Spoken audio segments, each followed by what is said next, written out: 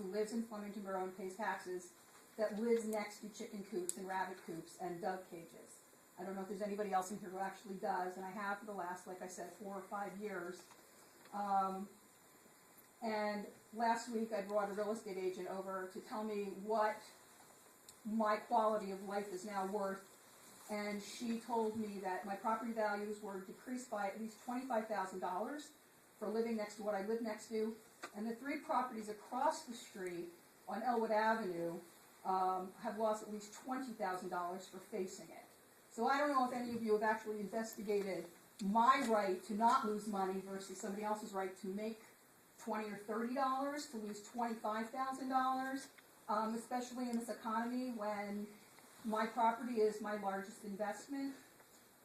Having said that, you know, I happen to be a big 4-H fan, and I applaud all these young people for coming here tonight to exercise the right to speak in public.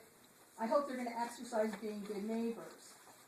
Specifically to the ordinance, if it's truly about sustainability and eggs, then that's what it is. If it's about something else, then it is. But you do need to limit the number of animals. You've all seen my property.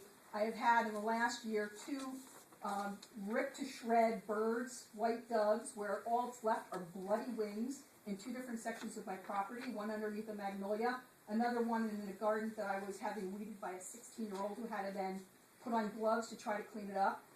There was a shredded dove in Lori Potash's adjoining driveway within weeks of mine.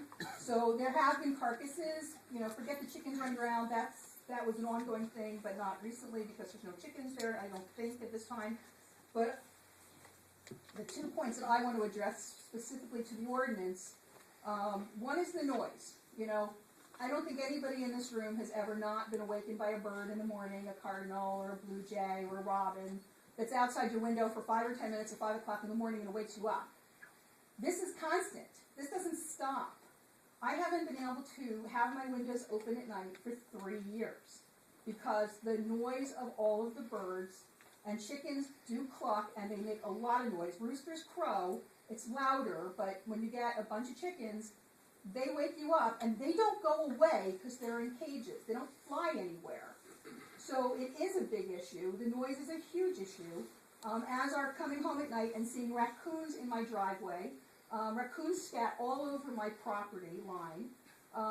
We've had foxes being born in the neighborhood now. I've got Cooper's hawks, which are on the threatened endangered species, that are hovering around the property all the time. Hallelujah. You know, besides other red-tailed hawks and other things that I haven't seen in Flemington in years, and squirrels like crazy because of the seed, and which is the second point. It's not just about the cleanliness of the coops. They can be mucked out every day. The feces, the scat can be contained and moved away every day. It's also about the feed. And feed needs to be kept in galvanized containers so animals can't get into it and it can't stink. Because I'll tell you, last 2 weeks ago when we had those 365-degree days, I was outside cleaning out my car. I could smell the feed fermenting. I could smell it. So, you know, in order to keep the predators away, it's not enough to say you need to have a sealed place to keep. You need to keep it in galvanized containers. That's what really needs to happen. And not buy it. If you have, the more animals you have, the more feed you buy. So those are real issues for somebody who lives next to this. And like I said, you know, I have a right to quiet enjoyment of my property. I have not been able to enjoy sleeping with an open window in years. Thanks. My comment to Marcia